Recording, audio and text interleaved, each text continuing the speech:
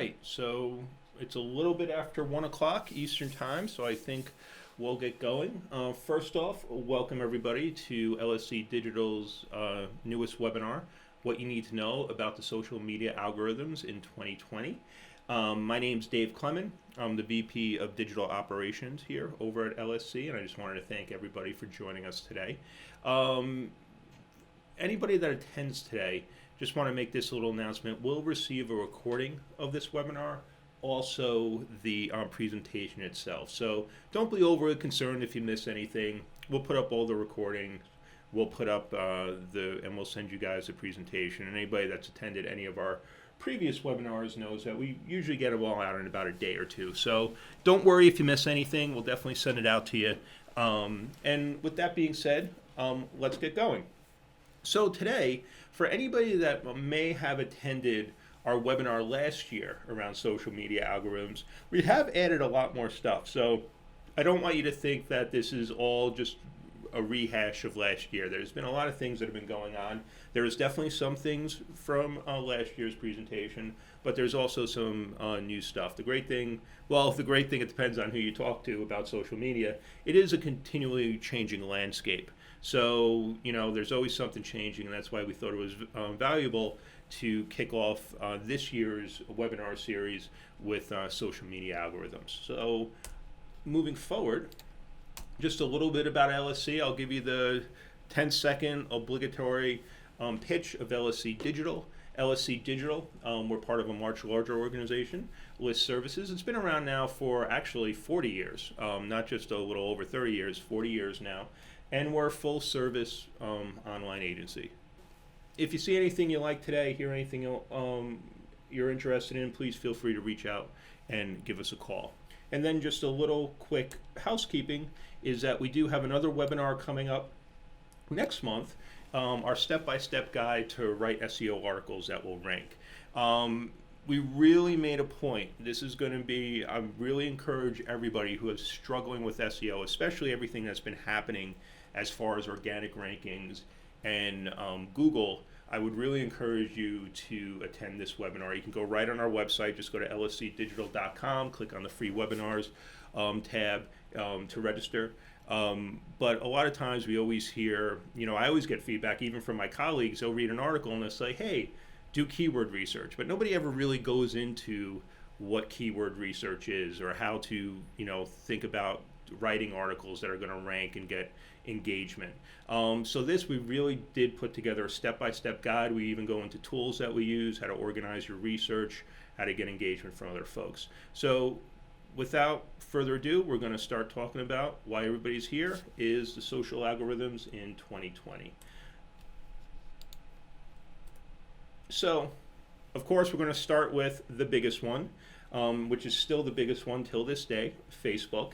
And everybody's seen this graph in some form or another. This is really the most recent that I've seen. And this is really important for anybody to realize who is going to use Facebook, whether you're B2C or B2B in regards to a leg of your marketing strategy, is that organic reach over the years has really been taken away by Facebook. I've always said it that Facebook kind of pulled off the biggest bait and switch in history. When they started out in 2006, they said to everybody, hey, put tons of content up and we'll give you access to audiences and they'll engage with you and everybody's happy. You get engagement, people get access to you and you get tons of traffic and just give us your content. And then all of a sudden in 2011, they said, hey, all that traffic you've been getting for putting all this content up on our site for all these years? Well, guess what? You have to pay us for that access now. And very quickly, it went from basically a 26% exposure of your organic audience to now in 2017, about 0.5%. So what does that mean? So back in 2011, if you had 100 followers, basically 26 of those people would see your post. Nowadays, if you have 100 followers, organically less than 1% of those folks will see your post. So it's something that's really changed, quite frankly, and why Facebook has been able to turn themselves into a multi-billion-dollar organization is over time they really started limiting that organic reach of companies, where now you had to pay to reach that audience that you built. And look, I was a digital marketing director for a publisher when this all occurred, and it was awesome. We were putting up content. We had millions of followers, little millions of followers. We would drive tens of thousands of visitors to our websites every single day through Facebook. It was great. And then all of a sudden, overnight, literally somebody, closed the faucet. So that's something every organization is dealing with. But with that being said, well, what's the point of even talking about Facebook organic? Well, 1%, if you got 1 million followers, is still a lot of people. Okay, 2% of 500,000 followers is still a lot of people, and this is the overall engagement. So just with Facebook, since it's so large and there's so many users, even though your organic reach is relatively small, it's a small percentage of a huge pie that still makes it probably the biggest platform to be concerned about in regards to your social engagement as part of your marketing plan. So why is all this happening? Well, there's been a few developments really over the past couple of years in regards to Facebook. And I'm not going to read the whole quote, but this was Mark Zuckerberg back in 2018, which has really had a major shift at Facebook.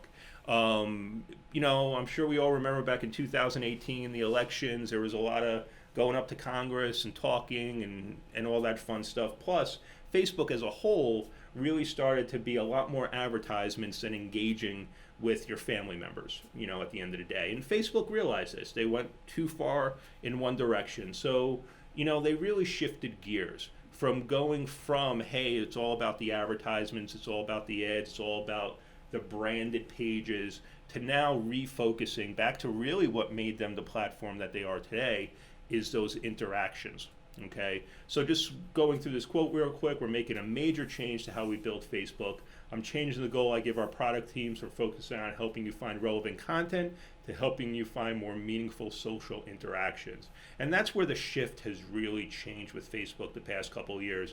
And we've seen it. It wasn't just something that he said so he doesn't get called back up to Congress again. It was something that it looks like Facebook is really delivering on. So, first chart. And this is fairly recent, and I love the website marketing charts. If you're ever looking for a good chart around something, that's the place to go. So these are how the traffic, referral traffic to branded pages has changed over the past 2 years. Now this chart is working with data from 2018 to April of 2019. So it's a pretty significant data set over a long period of time. So these are branded. So these are basically company pages.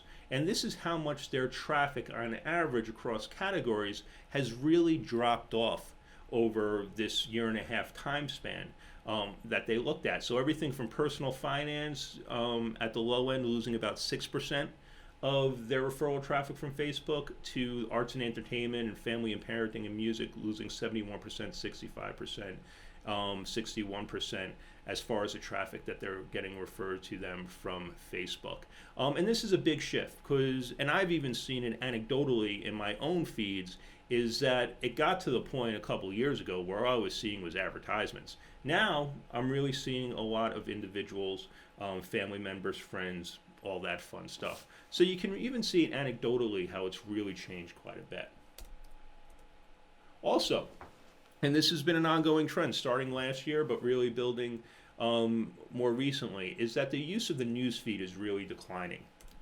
And it's really changing. The use of stories is really increasing quite a bit, astronomically compared to news feeds. And that's Facebook really encouraging those individual interactions, okay? Moving away from really heavy, just straightforward ads, sponsored content, to really going individuals talking to each other. So if you're a business who's trying to utilize Facebook, what does that really mean to you at the end of the day?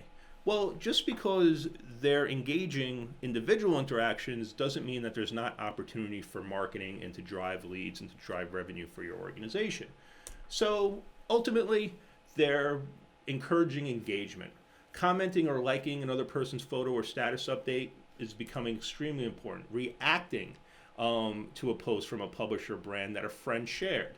Multiple people replying to each other's comments on a video or article. Sharing a link over Messenger to start a conversation. So as you can see, engagement, engagement, engagement, engagement, engagement. That's where Facebook is really focusing on now. Once again, I'll go back to my experience as director of digital marketing for a publisher. And I was in charge of about 40 different properties and their social presence of those 40 different properties. Well, back then in 2009, 2008, 2010, we really just used Facebook as a content syndication platform where it was all about just, hey, push the content out, push the content out. And you got likes, you got shares, you got followers, and it drove, and it was just all about driving that traffic back to the site. And it worked great. Companies who are still doing that, it doesn't really work anymore. Once again, you have a much, much smaller organic reach. So you typically have to throw a good amount of money behind it, okay, to get any type of engagement. But also, you're not getting into any conversations. And people want to have those conversations on social media. We see it all the time. Like, we work with organizations, whether it be a financial institution or an insurance organization or a retailer of high-end, clothing items, okay, where they really do really good on Facebook and really get engagement, and it really drives revenue for them, is when they're talking to their audiences. So with that being said, let's talk about the algorithm of Facebook in 2020. So one thing that they really look at is the credibility of the user is a major ranking factor. So looking at that profile, seeing if it's complete, seeing if that person engages, if they share, if they comments, they look at the history of that user. Because this all goes back to the bots of not too long ago, where you built hundreds upon thousands of fake profiles basically, and you're able to kind of goose the system. Well, now they're really looking at the overall profile, the age, the engagement. So the days of just getting those bots and being able to build this huge presence on Facebook and really being able to sway opinion and content are kind of gone. They're really doing a good job of making sure that accounts and user profiles are legit at the end of the day. One thing, and you'll see this as a trend throughout the different platforms, native content takes precedence over shared content, okay? Look, the platforms want your content. They want unique content. Pretty much a lot of the things that Google's doing right now with on-page search results. They want to create content on their site so people stay on their site, so people stay on Facebook. So any content that's full, complete, that keeps a person on Facebook, of course, that's where Facebook is going to make most of their money, is going to, they're going to give that native content precedence when all things are equal over content that's driving people away from Facebook. Also, live video takes precedence as well. I don't think that's any shock to anybody that we see it all the time. Video, that's the new medium. Well, it's not really the new medium, but all these platforms really give a lot of preference to video. And then Facebook prioritizes posts that start conversations, okay? Once again, they want that engagement. And, I'll give you a prime example. We work with a financial institution, and so much of their content, they're not a political organization by any means. They don't care what side of the aisle you're on. They don't have any firm stances. But because of the space that they're in, current events, what's happening in the government, what happens in the economy, impacts people investments. And they write about that and share that content on Facebook and the other platforms. And that content, whether it's taking a stand or not, which they aren't, they're just reporting facts, well, guess what? People have opinions. And, we put up posts that get hundreds of comments and reactions. And that traffic reaches a lot of people, and it drives a lot of traffic. Now, they're not trying to be provocative or anything. It's just the nature of their industry. But those pieces of content that they share on Facebook that get tons of comments, and honestly, some of the content, follows everything, not to get political, everything from Trump, Hillary, everything in between. And honestly, if they're not saying anything that is disparaging to the brand or illegal, we let it go, on the platform. And guess what? It drives a lot of traffic. It drives a lot of leads for the organization. So, put together content that encourages conversation. And that will be another ongoing theme you'll see throughout these platforms, sparking conversation. And posting. There's a lot of studies around this, how often you should post throughout the day. The general rule of thumb is about 5 times a day. There's been a lot of studies. You hear a little bit more, a little bit less, but it all seems to average out. You should be posting, engaging about 5 times a day.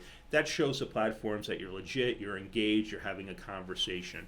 So people that post more typically do better, and it all feeds off of more posts, more engagement, more traffic, your credibility goes up, so forth and so on.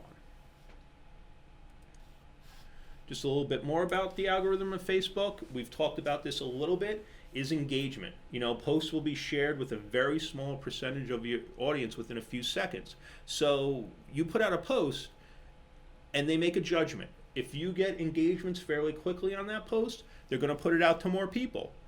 Vice versa. You put out a post and it gets no engagement, well, guess what? They're not going to put it out to more people. So that's something to really think about.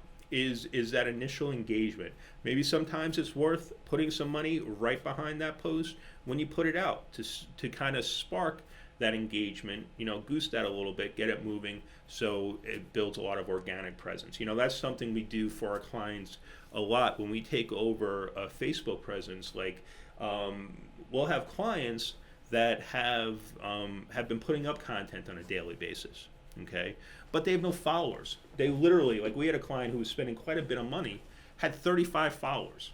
Okay, so they were posting, every single day on Facebook, and good content, but they were getting no traction because nobody was seeing it.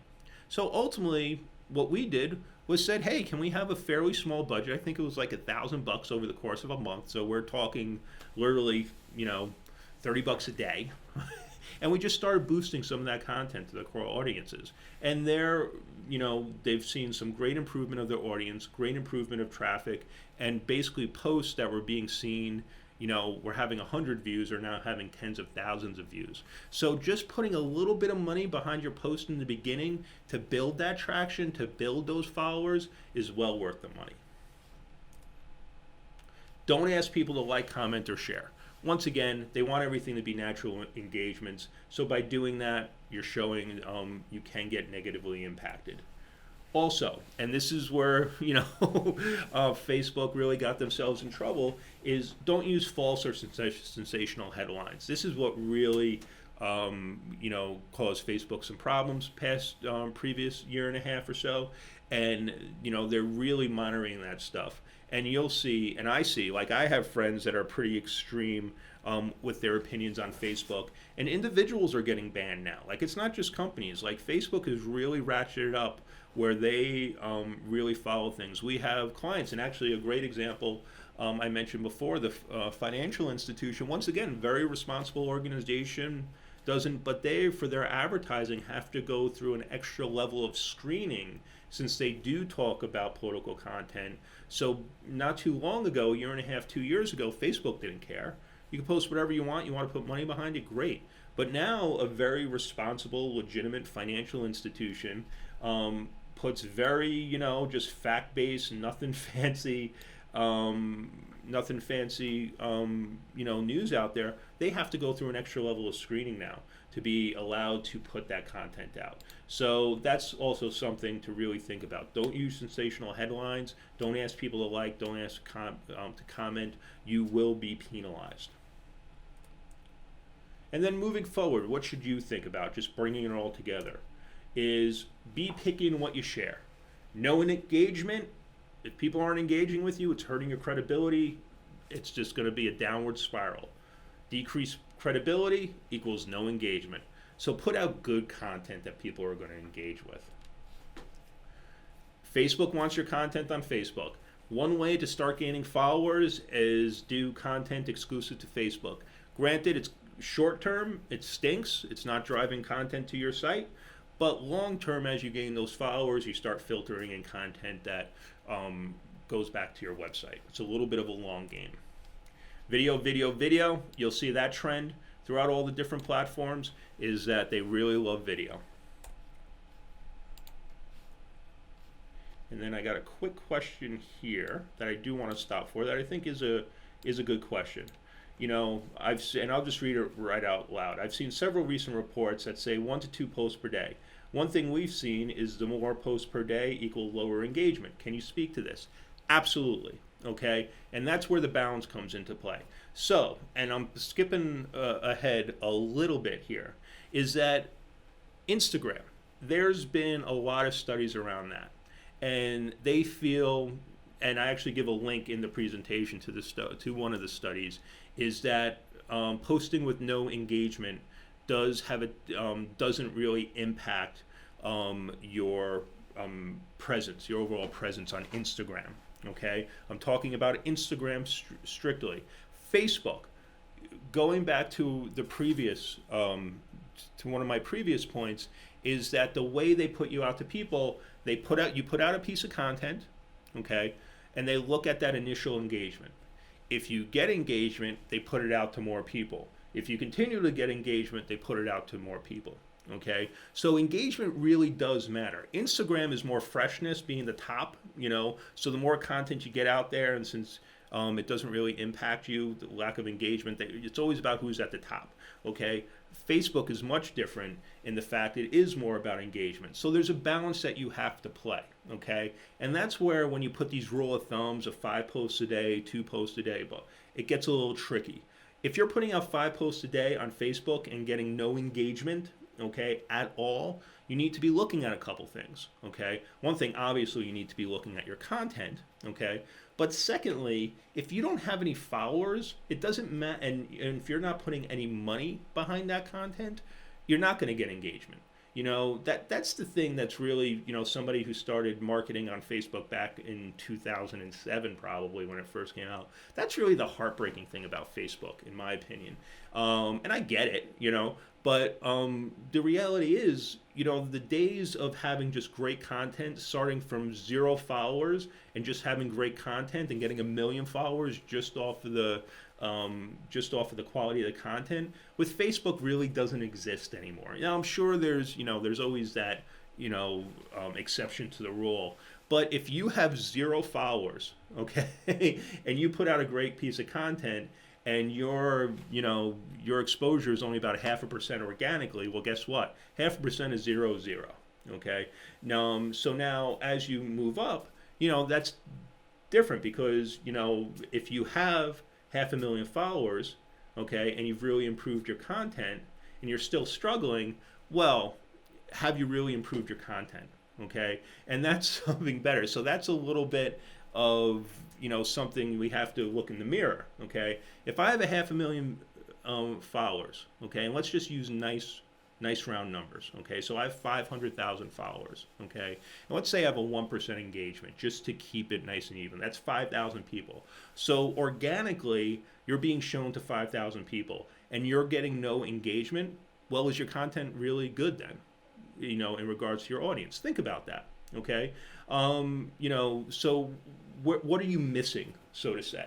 You know, you really need to think about that. And exactly, and the person just gave me some stats. I'm not going to share those online. The person that's asking a question. So if you have that type of engagement, thousands of people organically are seeing it, and you think are the right audience, well, guess what? There is something missing in your content, and you really need to be thinking about that and engaging it. And the most things that I see work best, and I'm not going to go, this person, I'd be more than happy to speak to you one-on-one, is, you know, you do need to rethink, are you asking questions? Are you starting that conversation? Because that's usually the missing piece. If you have a lot of followers and you're putting out better content, you know, that you feel, and it's still not getting engagement, you're not having a conversation then. You're just syndicating content. And syndicating content isn't necessarily the best way to go on Facebook. So for time's sake, I'm going to move along, but the person who's asking the questions, I'll definitely follow up with you, and we can speak a little bit more about it. And then finally, and we kind of got into this, for organic reach, your content needs to start a conversation. And look, you set me up perfectly for that. Thank you very much. That's really the bigger thing that you need to look at, is starting that conversation and really moving things along. And we'll go from there. So let's talk a little bit about Twitter and make up some time here. So Twitter, been a few changes in Twitter. Okay. First off, algorithmic timelines. Okay. Back in the day, Twitter used to be whatever was the most recent is the one is what shows up in your feed first. What Twitter started putting out last year was going off of your previous reading habits, let's say, or the type of content you're engaging with. Now you can turn this off. It is something you can turn off and on, but it's really designed to provide the most relevant content based upon your previous use, okay? So you sometimes can see stuff from an hour ago or even a day ago. If they know, hey, you always see that person, every time you see a tweet from that person, you stop and look at it, they'll serve that person up to you. I have split feelings about it because, it kind of gets self-fulfilling because, I saw this one person content and the person I really wasn't that excited about, but something about their tweet made me read it, and it could be me liking it, it could be me being completely disgusted by it, it could be both ways, and all of a sudden I start seeing nothing but that person's tweets. Meanwhile, another person, I just didn't get one of their tweets who I really enjoyed their stuff, I haven't seen any of their things. So, there's pluses and minuses, and you can turn it off and on. Okay, this isn't as new, but it is important to note is that they changed from 140 characters to 280, okay? But with that being said, the average tweet is still only 35 characters, okay? And we'll talk a little bit more about length of tweets as well. And this is something, it's older news, but I think it's important to always talk about because I see a lot of, and especially with Twitter, I see a lot of tools out there, and I really want to discourage people from using them, is that any type of automation on Twitter, that's actually what turned me off from using Twitter as a platform for both content and advertising, is that you could have automated everything back in the day, from your tweets to scheduling your tweets, to even creating your tweets, to gaining followers, to reaching out to gain, to follow somebody and then follow them back. Like, it really, there was nothing natural about it whatsoever.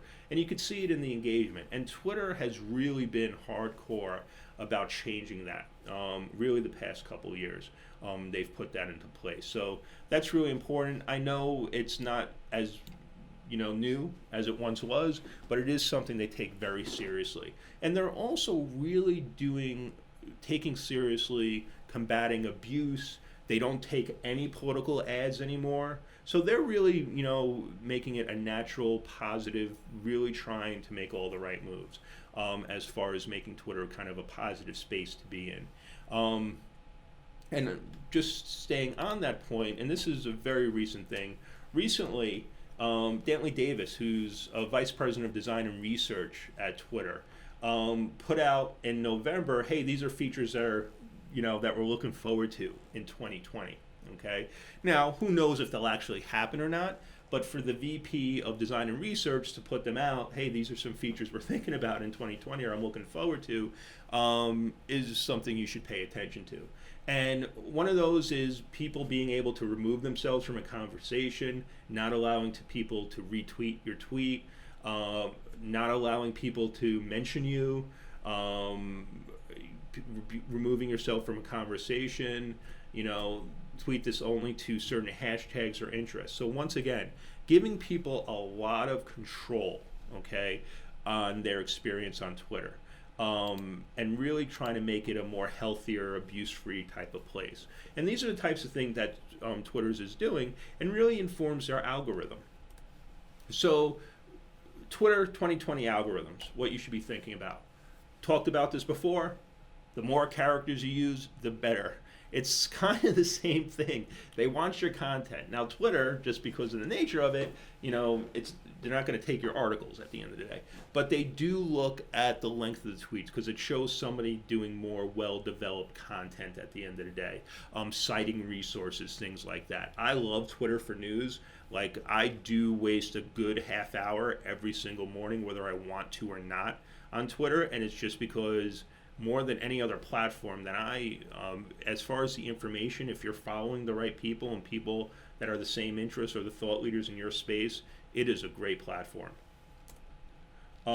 Credible profiles are favored, just like, Facebook, and you'll see in other platforms, the days of really, these bots that people could do hundreds of thousands of profiles and be able to really control things and goose the system are gone. They're really looking at that profile, if it's credible, details, bio, location, looking at past history. They're really, ratcheting that up once again, just making it so somebody can't go out and just build tons of bots and meaningless profiles just to kind of goose the algorithms. And honestly, they're all. I don't have stock in any of these platforms. They're all doing a fairly good job of that. The time someone spends reading your content is important. I kind of mentioned this before, is that the amount of time you look at somebody's tweet and stop on somebody's tweet does impact if more of their tweets show up in your feed. So, that's something else to think about. And that's where having more characters can be helpful as you, because more characters, more time to read, you show up more in somebody's feed. Timing your tweets is heavily weighted as well, okay? Now, this is changing. This can get a little bit, once again, I hate speaking, general rule of thumb, but, timing your tweets is important to when your audience is engaged. Now, once again, with the algorithmic change, it's not, that's changing a little bit. Hey, if I always tweet at 8 a.m., and Bob doesn't really look at Twitter till 1 p.m., in the afternoon. Now, the typical route, the way the algorithm worked is that 8 a.m. tweet would probably get buried before Bob came on, unless Bob, proactively searched me out. Now, with the algorithmic move, is that if Bob always reads my tweet, even though he's not getting on till 1, there's a very good chance he'll see my tweet, because Twitter has identified, hey, he prefers to see Dave's content at the end of the day. Twitter wants your content on Twitter. We already kind of touched upon that. And engagement is king. The more likes, replies, retweets a piece of content gets, the more people it sees it. That's what keeps it alive, is people engaging with it, commenting on it, and really, once again, starting that conversation. So moving forward on Twitter, as far as your strategy is concerned, we talked about it a little bit. Timing is everything, okay? Once again, it's changing a little bit. I really can't stress that enough because of the algorithmic move. But once again, some people turn it off. I don't know, honestly, if I like it, because I think it's kind of sending me content. Just because I looked at something doesn't mean I definitely always want to look at something from this person. But since they're always sending me stuff, I'm always seeing their stuff, and it's this vicious cycle. So I go back and forth. Or they gotta tweak that a little bit. But there's tons of tools out there, so you can research when your audience is on and and when they're engaging with you, and try to build off of that. And then with Twitter especially, develop followers around a very specific content, okay? See what your followers are most interested in. And this is cool because Twitter does give you those tools. When was the last time you went into your Twitter analytics, okay? They give you a good amount of information. They are changing it. They have taken away some insights recently that kind of bugged me a little bit. But overall, they do give good analytics and good info and data in Twitter analytics. So if you're involved with your organization's on Twitter presence, I really encourage you to go into the analytics. There's some really fun things to look at that can help inform your marketing strategy on Twitter. And then once again, engage with your followers. Having that conversation always works, gets you moving along. And tweet on a regular basis. You got to show somebody that just does it randomly. And you'll see this in a lot of the platforms. You're not going to get engagement. You're not going to get a following. You're not going to get people having a conversation. Just like back in the day, if you go back to 2005 with blogging, okay? If you did a blog post once every 3 months, nobody cared. Nobody followed you. Nobody looked out for you. Same thing with social media. The more regular you are, better the content, the more engagement you're going to get. So, moving away from Twitter, we're going to talk about LinkedIn a little bit. Okay? So, LinkedIn. Now, what I really enjoy about LinkedIn, okay, is that they're very open with their algorithm. I'll share this link, but they really go into, they have a developer's blog. They don't hide anything about their algorithm and how it works. Okay, so I really encourage anybody, once again, we'll share this presentation, we'll share the recording. Take some time, read this post that I'm sharing right now. There is a more recent one, but this one is pretty good to start, and then you can go down the rabbit hole if you want to go down the rabbit hole. Okay, the other thing that LinkedIn, and I actually noticed this before I even read this article when it first happened, is that LinkedIn, and probably a lot of you guys might have, if you're LinkedIn users, might have seen this as well, is the reality is there was a point where LinkedIn really favored like the top contributors. Like, for example, like Richard Branson, the guy owns a spaceship. He has 14 million followers. He would get 10,000 responses, Meanwhile, Joe Average, Kim Average, just a VP of finance or a marketing manager would put out some great piece of content, okay, share some really valuable information, have fun, but would get like no engagement, no responses, okay? And LinkedIn saw that because what they were seeing is that less and less people, once again, these are all social platforms. They're trying to build a community. They're trying to get people to participate. They saw less and less John Q. Public, Jill Q. Public posting because they were like, why? I put something out there and I get 10 people to see it, okay? And they really have adjusted that quite a bit. Because I even noticed on my own posts, especially when I was at Dun & Bradstreet as director of digital products, I used to put out a lot of content and talk about a lot of things. And I would get, even though I had followers, I had people liking, blah, blah, blah, I would get like 90 people looking at my content, and I was like, what?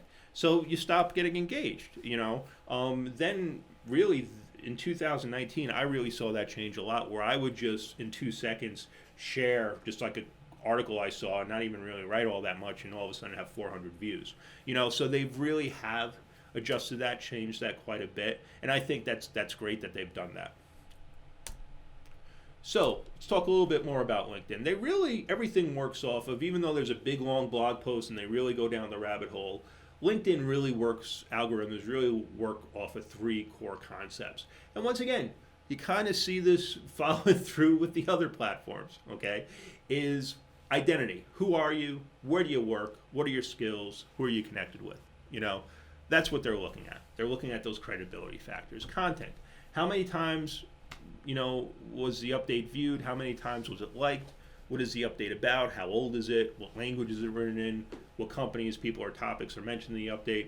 That's something that I've really learned a lot about, is mention the companies in and use their hashtags in their, well, not hashtags, but mention the companies, oh no, it is hashtags, in the content.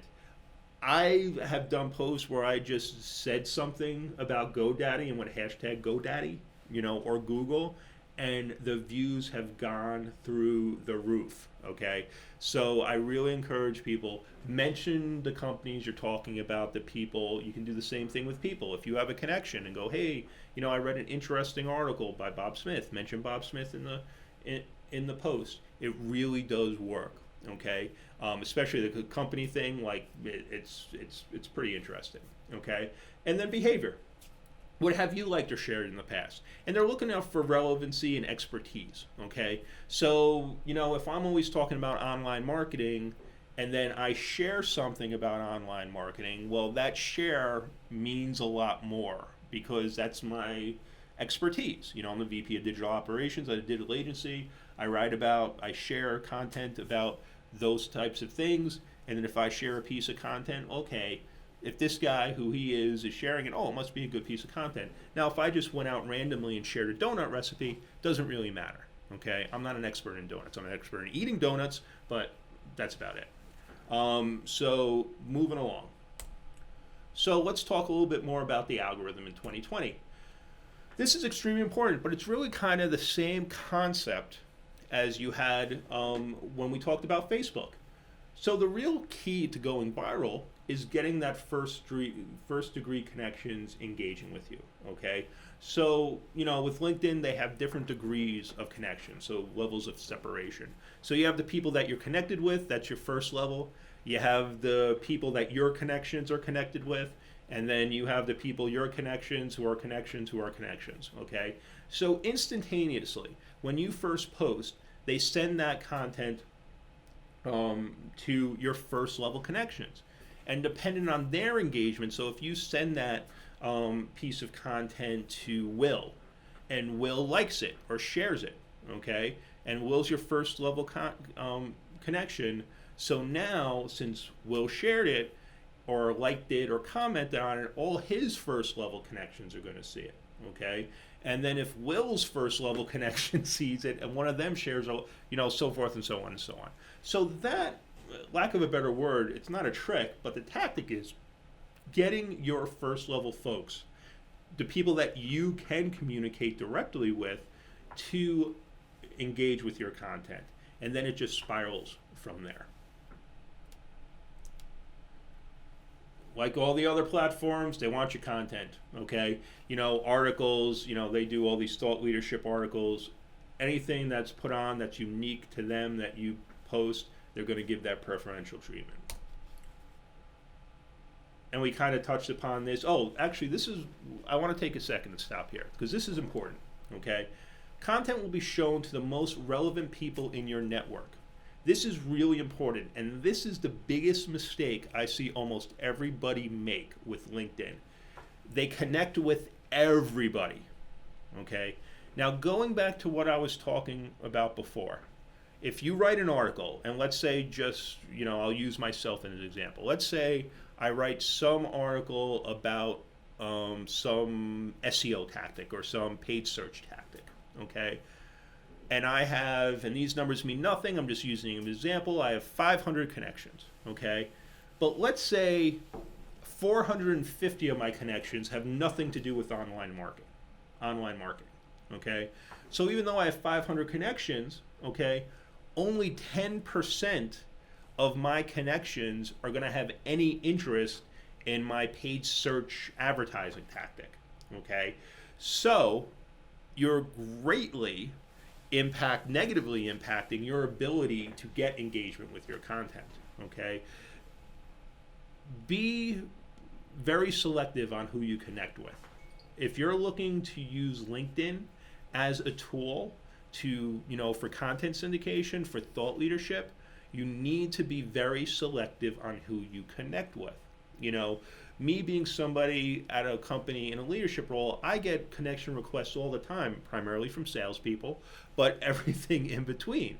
And the reality is, I want to be connecting with people who would be interested in my content. So just going out and going, wow, I got 1,000 connections or 2,000, guess what? If they're not relevant to you, if they're not going to be interested in the content you're putting out, completely pointless. Okay, it's just a vanity number at that point. So be very selective on who you connect with. And then content will be shown just like other platforms to people that have engaged with in the past. So individuals who have liked and commented or shared your content are more likely to engage with it in the future. Okay. And then so moving forward. So kind of touched upon this, create a relevant network on LinkedIn. If you're, in online marketing, having a plumber, not that, hey, look, my family, I got plumbers in my family, there's nothing wrong with that, but they're not going to be engaged in online marketing tactics, okay? So, make sure that you have a relevant network on LinkedIn because that will increase your engagement. Start conversations. This is a trend you'll see throughout social platforms. Hey, their name's social, okay? You need to be engaging in those conversations more now than ever. Back in the day, you used to be able to just push tons of content out. Now it's about talking and engaging with your audience. And then produce more native content than own content. LinkedIn's really looking for you to put content on their site. It really helps them out. They give it preferential treatment, and it builds engagement. and you just find a happy medium, because there is value you giving a piece of content that's unique to LinkedIn. You get a lot of views, people look at who you are, and it does build presence. So it's definitely worth doing. And LinkedIn gives a ton of preferential treatment to content that's unique, that you've posted that's unique to LinkedIn. Okay, so that was LinkedIn. We've covered Facebook, we covered Twitter. So we're going to wrap it up now. Last couple platforms we're going to talk about today is Instagram, and then we'll finish up with YouTube. So let's talk about Instagram a little bit, okay? So Instagram really looks at three things: relationship, timeliness, and interest, okay? So if a person often leaves comments on your post, or if they have notifications enabled for your account, or you DM each other, or you tag each other in your post, then the algorithm recognizes that the two of you are close. According to Instagram, users will see 90% of your posts from friends and families. See, this is where Instagram changes a little bit, okay? And it's all about those individual connections, okay? So if you guys DM each other, okay? If you guys are, it's been established that you're brother and sister, or sister, or best friends, you DM each other, you like it, guess what? They're always going to see your content, okay? So Instagram is really about that individual relationship. Instagram algorithm prioritizes the most recent posts. So this is going back to the original question, where Instagram is really different than the other platforms, where they want you to put tons of stuff up, okay? And they want you to get tons of stuff out there, and they don't necessarily penalize you in regards to that lack of engagement. They're looking for the most current, okay? That's where Instagram's a little bit different, okay? And interest. The algorithm also predicts which posts are important to users based on past behavior. You know, pretty common stuff. Hey, if somebody engages with this, they're probably going to like this because it's highly relevant, you know? And I even noted here that's, you know, it's very familiar to how other platforms work. So that's where Instagram's a lot different. It's about that one-on-one connection. It's also about most recent. So there is top of that feed. They really do get priority over the newest stuff at the end of the day. And the time someone spends reading your content is important, just like Twitter. Okay, the time somebody takes to really look at your content, they take that as a signal. Okay, so they'll make sure to show that content to that person in the future. Already kind of touched upon this. Posting regularly will place you higher in timelines. See, this is where like Facebook is different, you know, where it's not as linear anymore. You know, Twitter is moving away from linear. LinkedIn is definitely not linear. You know, I get stuff show up that was from a week ago, you know, but Instagram is very linear, okay? The stuff that's the most recent goes on the top, period. Comments are rated more than likes. And this is actually something I kind of skipped over with Facebook, but also to a certain degree, LinkedIn and Twitter, okay? Comments and shares mean a lot more than just a like, okay? It's because of the investment in that, you know? It's a lot less of an investment to hit a thumbs up than it is to write something, you know? I sometimes go just so people think I care, okay, which I do, through my Facebook feed and just like pictures of friends and family's kids, okay? You know, and that takes me 2 seconds, okay? That I go, boop, boop, boop, boop, hey, I participated for the day, you know? Comments and shares are much, much different. You know, a comment is you stopping and taking some time to actually say something, okay? Share is you saying, you know what, I think this is so important, I think this is so interesting, I think this is so relevant to my context, to my friends, that I need to tell them about this, okay?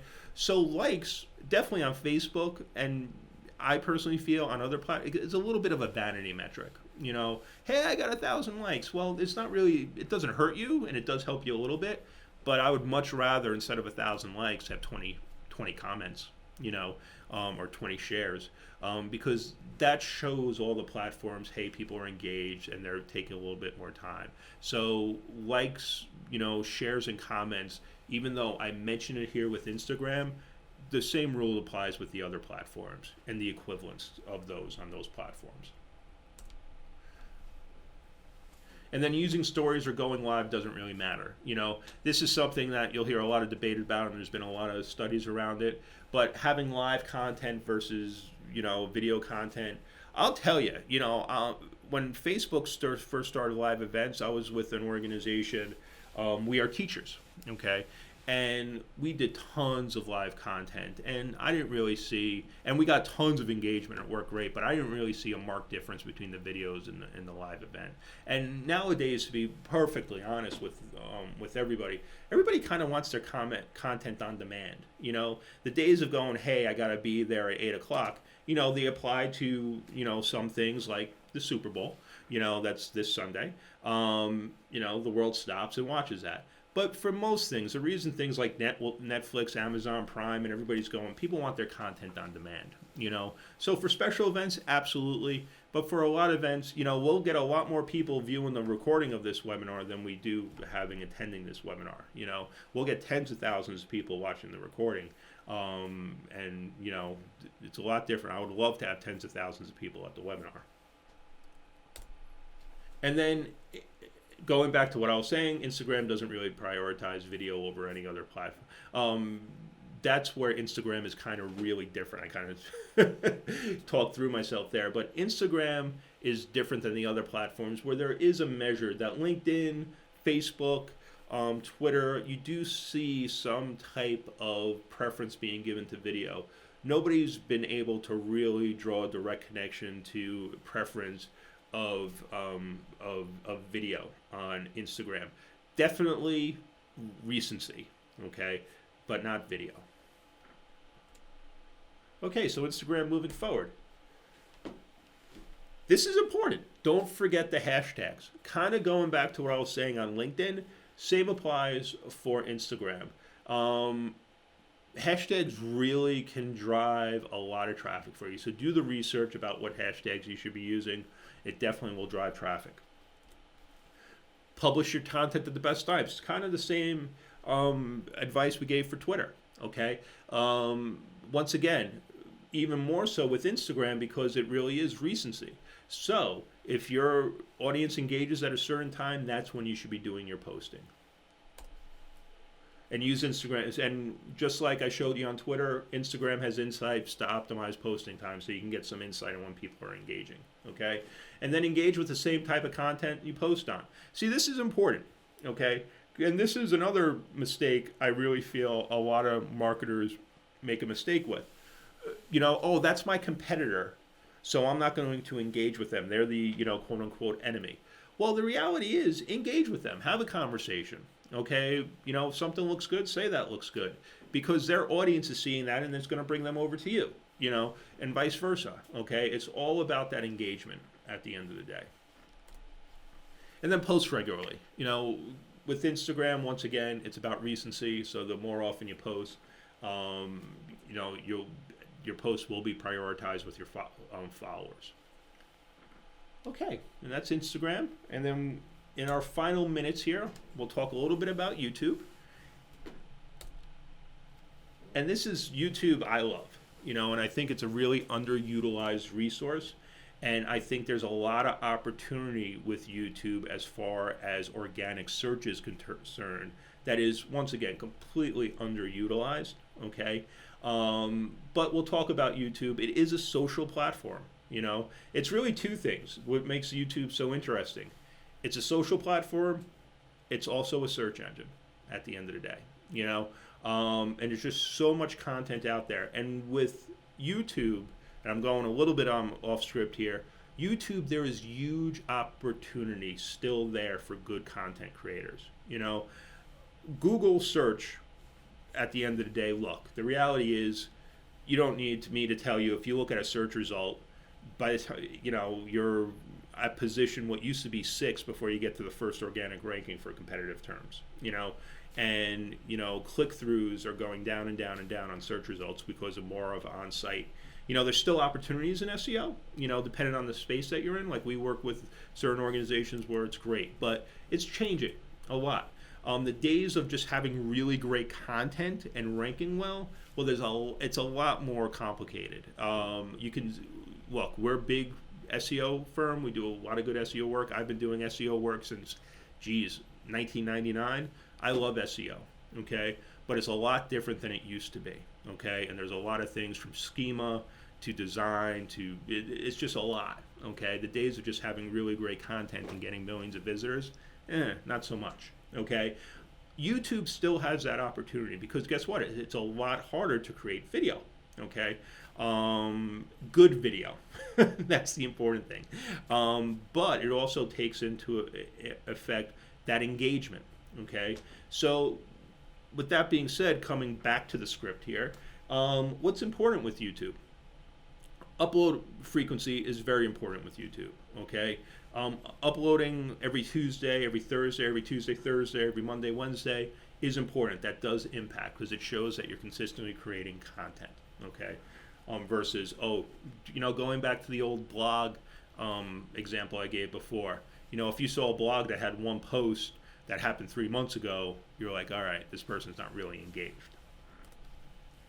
Total watch time is important. That kind of makes sense. How long are people watching your videos? If it's not a good video, people are dumping. If it's a good video, people are watching longer. Okay, so total watch time is important. Optimal video length seems to be 7 to 12 minutes. Okay, I know that's a bit of a range. Okay, but 7 to 12 minutes seems to be the sweet spot, and there is a lot of data around that. So, and that's something we really try to work. Now, people go, well, what about 2 minutes? Okay, it really comes to your goals. If you're doing more of an advertisement, a quick hit type of thing, okay, 2 minutes. And if anybody's attended my past like SEO webinars, it's all about depth of content. Now, depth doesn't mean volume. It means the depth of the content. Is it good content that answers people's questions? Okay, and that's really kind of what they're looking for. So you can do a general rule of thumb, 7 to 12 minutes, but it's about the depth of that content. It's about the engagement of that content. Okay, the more subscribers, views, likes, comments equal higher priority. So building off of my last comment, you can put out a great video, but if nobody looks at it, and when people look at it, they don't like it and they don't comment on it, really doesn't matter. So that's where, because you can go out and throw very easily through Google Ads, throw tons of views at a video, tens of thousands of views fairly cheaply, like hundreds of dollars. Okay, but if it's not getting likes and comments and shares, guess what? Once you turn off that dollars, it doesn't matter. Okay, so you need to have content with depth, content that people are engaging with. Okay, and that will then give you higher organic reach. So when people do searches now, you're seeing, guess what? You're seeing those in search results now, videos. Okay, you'll see videos in those search results. They have a video tab to search results, and guess what? In Google land, the only videos that exist in the universe are YouTube videos, okay, because it's their platform. So getting good at YouTube and getting good at videos that engage will help you usually in organic search as well. And this is an important part that gets overlooked so much, okay? Title, description, and keyword tags are extremely important ranking factors, okay? No matter, currently, Google's really advanced at things, insanely advanced. That's why they're in the position they are. Guess what? Algorithms still can't read a video, okay? Still can't read a picture, okay? So things like the title, the description, the keywords are telling Google what the video is about. So they take that title, they take that description, they take the keywords that it's those titles and descriptions are around, and then they look, wait a sec, they got 50 votes, they have 3 comments, they have 20 thumbs up. Okay, that's what they're working from.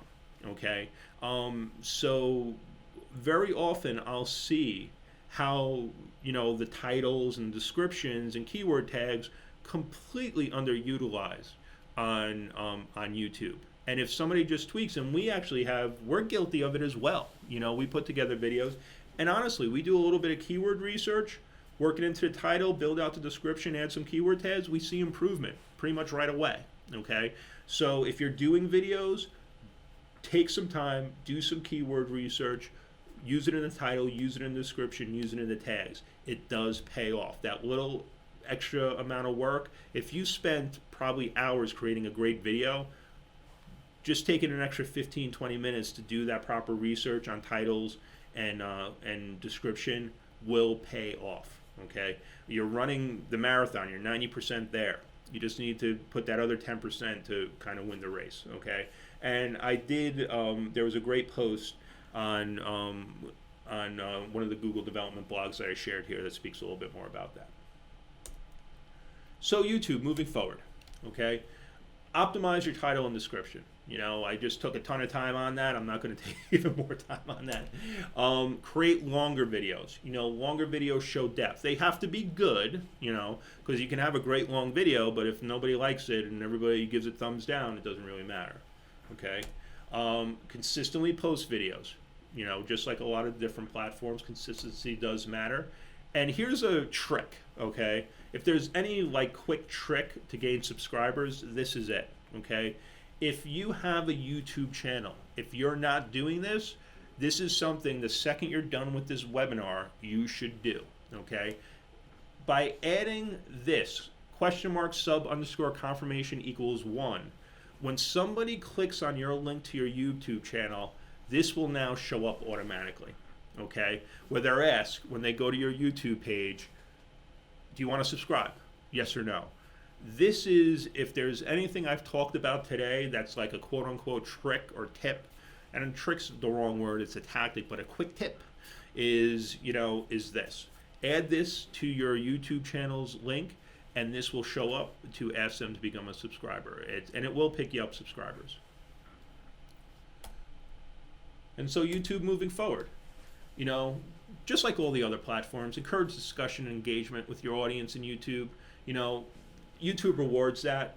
Channels with high engagement, more likes, dislike, a good like-dislike ratio, comments, all that fun stuff they do give preference to, because that's one of the few things that they can really gauge, because once again, they really can't read a picture. They really can't read a video unless you tell what it's about and the engagement that video gets. That's how they're really ranking it, okay?